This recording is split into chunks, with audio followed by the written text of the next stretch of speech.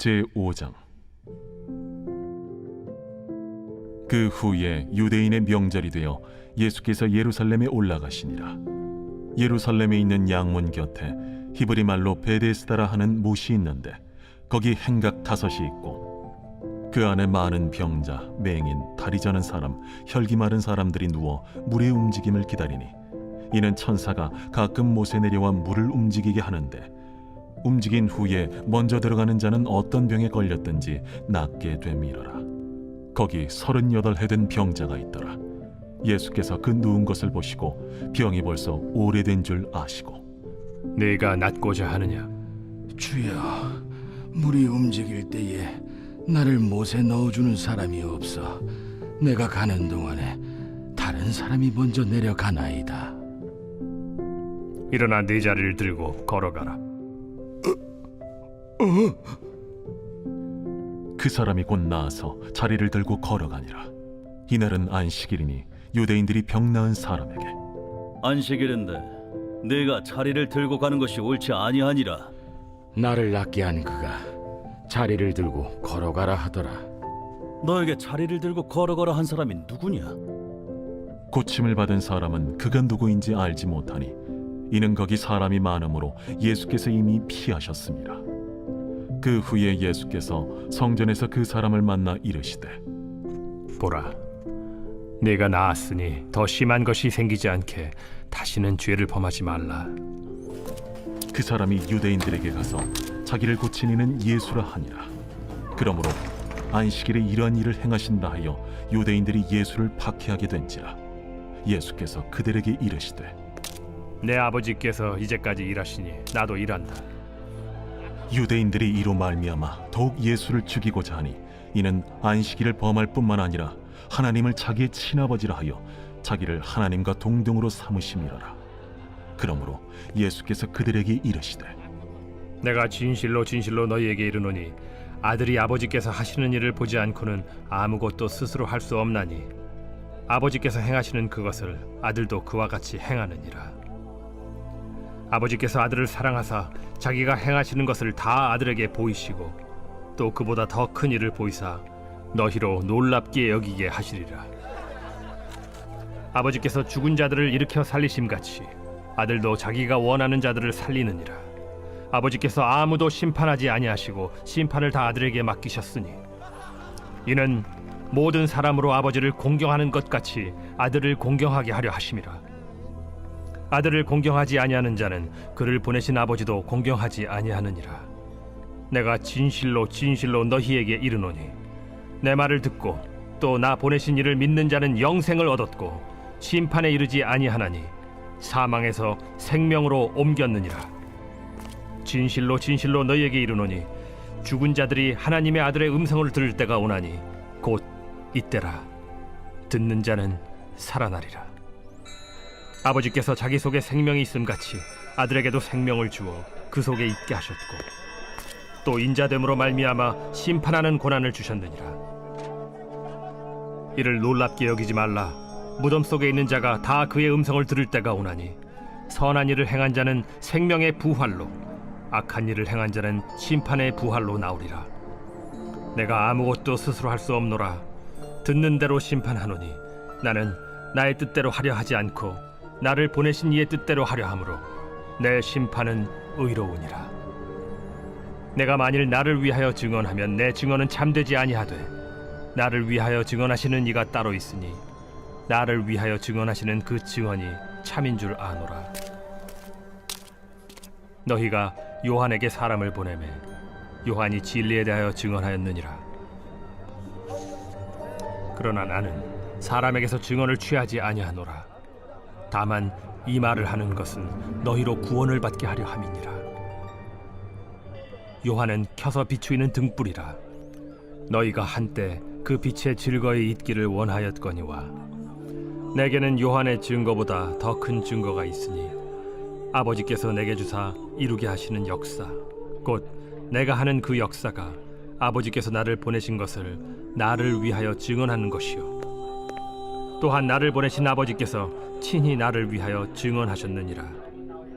너희는 아무 때에도 그 음성을 듣지 못하였고 그 형상을 보지 못하였으며 그 말씀이 너희 속에 거하지 아니하니 이는 그가 보내신 이를 믿지 아니함이라. 너희가 성경에서 영생을 얻는 줄 생각하고 성경을 연구하거니와 이 성경이 곧 내게 대하여 증언하는 것이니라. 그러나 너희가 영생을 얻기 위하여 내게 오기를 원하지 아니하는도다. 나는 사람에게서 영광을 취하지 아니하노라. 다만 하나님을 사랑하는 것이 너희 속에 없음을 알았노라. 나는 내 아버지의 이름으로 왔음에 너희가 영접하지 아니하나 만일 다른 사람이 자기 이름으로 오면 영접하리라. 너희가 서로 영광을 취하고 유일하신 하나님께로부터 오는 영광은 구하지 아니하니 어찌 나를 믿을 수 있느냐? 내가 너희를 아버지께 고발할까 생각하지 말라. 너희를 고발하는 이가 있으니 곧 너희가 바라는 자 모세니라. 모세를 믿었더라면 또 나를 믿었으리니 이는 그가 내게 대하여 기록하였음이라. 그러나 그의 글도 믿지 아니하거든 어찌 내 말을 믿겠느냐? 오늘 우리에게 주신 하나님 말씀은 요한복음 5장의 말씀입니다. 갈릴리에서 두 번째 표적을 행하신 예수님께서는 유대인의 명절을 맞아 예루살렘으로 올라가십니다. 예수님께서 다다르신 곳은 양문곁 베데스다라고 하는 연못이었습니다. 당시 그곳에는 맹인, 그리고 다리 저는 사람, 또 혈기 마른 사람 등 많은 병자들이 있었습니다. 그 중에 38년 된 병자도 있었는데요. 당시 그 연못에는 가끔씩 물이 움직이는 현상이 있었는데 사람들은 그때 연못에 들어가면 낫는다는 전설을 믿고 있었습니다. 하지만 이 연못 아래에 흐르고 있던 지하수가 연못으로 유입되면서 거품을 일어나는 것을 사람들이 착각한 것입니다. 이들은 미신과도 같은 이야기를 믿을 만큼 그들의 상황이 그처럼 절박했던 것을 우리가 알 수가 있습니다. 무리 속에 있던 한 사람, 그 38년 된 병자에게도 예수님께서 찾아오십니다. 6절 말씀을 보면 예수께서 그 누운 것을 보시고 병이 벌써 오래된 줄 아시고 이르시되 내가 낫고자 하느냐라고 물으십니다. 예수님의 질문에 대한 대답이 7절에 나옵니다. 병자가 대답하되 주여 물이 움직일 때에 나를 못에 넣어줄 사람이 없어 내가 가는 동안에 다른 사람이 먼저 내려가나이다. 그런 그를 향해서 예수님께서 이렇게 말씀을 하십니다. 8절을 보면 예수께서 이르시되 일어나 내 자리를 들고 걸어가라 하시니 그러자 그 사람이 곧 나아서 자리를 들고 걸어가게 됩니다. 기적 같은 치유가 일어나는 것입니다. 그가 왜 그런 병에 걸리게 되었는지는 본문 14절에 나옵니다. 그 후에 예수께서 성전에서 그 사람을 만나 이르시되 보라 내가 나았으니 더 심한 것이 생기지 않게 다시는 죄를 범하지 말라 하시니 오랜 생활 동안 그가 병으로 고생하게 된 근본적인 원인은 바로 자신에게 있었습니다. 그의 바로 죄 때문입니다. 어떤 죄를 저질렀는지는 나오지 않지만 짐작하면 그는 하나님 보시기에 좋은 삶이 아니라 자신이 보기에 좋은 삶을 추구했던 사람이었을 겁니다. 그 결과 자신의 몸도 제대로 가눌 수 없는 중한 병에 걸리게 된 것이죠. 하지만 안타까운 사실은 그가 해결책을 외부로부터만 찾았다는 것입니다. 본문 7절을 보면 병자가 대답하되 주여 물이 움직일 때에 나를 못에 넣어주는 사람이 없어 내가 가는 동안에 다른 사람이 먼저 내려가나이다 라고 말을 하죠. 그는 물이 움직일 때에 자신을 도와 못에 넣어줄 사람이 없기 때문에 그동안 낫지 못했다고 이야기합니다. 그것에 주목하고 근본적인 원인인 자신 때문에 있다는 것을 인정하지 않은 것이죠. 자신의 죄 때문에 그랬다는 것을 전혀 깨닫지 못하고 있습니다. 대부분의 사람들은 예측 못한 어려움이 직면하게 될 때에 그 원인을 외부로부터 찾습니다. 남을 탓하기 시작하는 것입니다. 오늘 38년 된 병자처럼 그 이유가 그 근본 원인이 자신에 있음을 전혀 살피지 못합니다. 그런 차원에서 볼 때에 우리 그리스도인들이 일평생 살아야 할 대상, 살펴야 할 대상 중 바로 첫 번째는 바로 나 자신이 되어야 한다는 것입니다. 예전에 천주교에서는 내 탓이요라는 캠페인을 벌여서 많은 국민들로부터 큰 호응을 받은 적이 있습니다. 이 일이 잘못되면 조상 탓, 남의 탓을 하고 일이 잘 되면 내 탓이라고 아전인수격으로 해석하는 우리 국민성을 보여주는 대목입니다. 그리스도인들은 모든 문제의 근원을 하나님과의 관계 속에서 찾고 나를 살필 줄 아는 사람이어야 합니다. 38년 된 병자가 치유함을 받은 장면을 목격한 사람들이 있었습니다. 유대인들이었습니다. 몸을 잘 가누지 못했던 그 병자가 일어나는 상황은 분명 보고도 믿기 어려운 장면이었을 겁니다. 병마에 잡혀있던 한 인간이 치유되면서 회복되는 장면은 많은 사람들에게 놀라움을 주며 그를 기뻐하고 감격스러움을 주었을 상황입니다. 하지만 그들은 그 병자의 치유에는 관심이 없고 다른 것에 집중했습니다.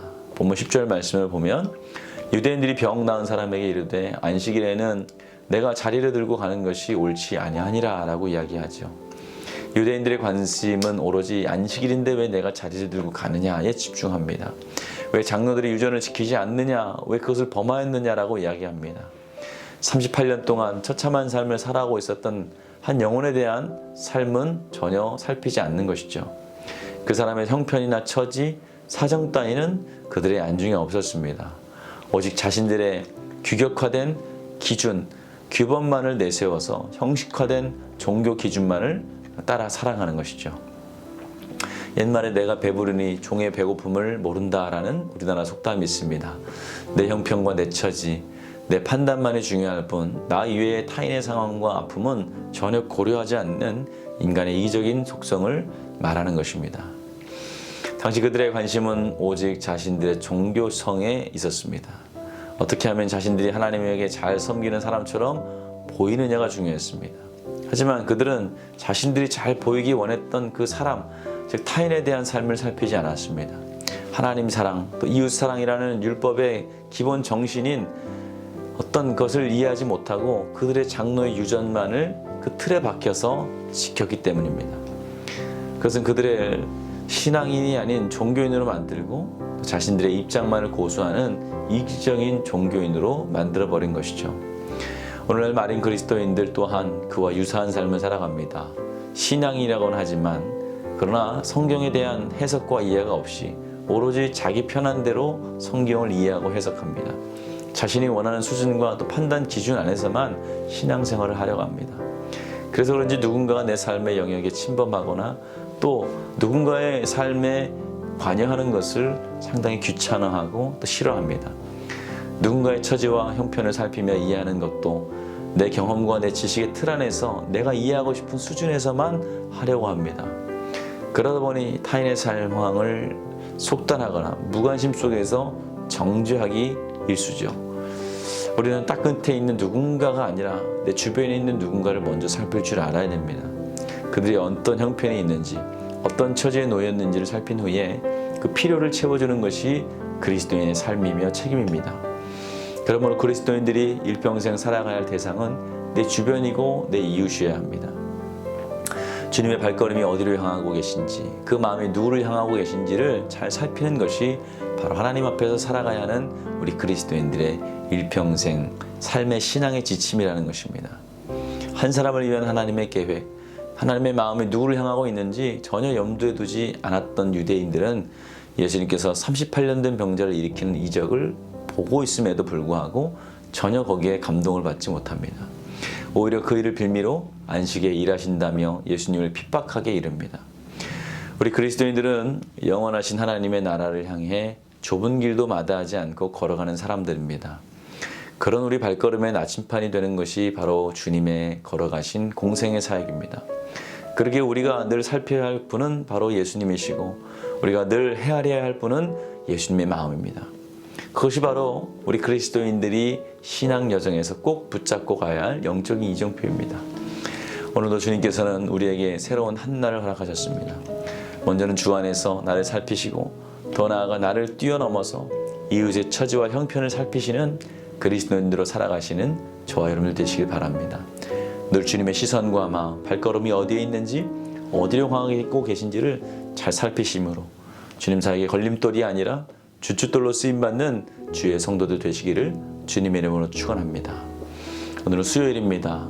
교회를 위해서 기도하는 날입니다. 교회 부흥과 또 영적인 회복을 위해서 이 땅의 교회가 복음으로 돌아갈 수 있도록 선교와 전도의 문이 활짝 열릴 수 있도록 함께 기도해 주시기 바랍니다. 기도하겠습니다. 좋으신 아버지 하나님 은혜와 사랑 감사합니다. 오늘도 주님께서 우리를 돌아보시며 말씀을 통하여서 우리를 살피게 하심을 감사합니다.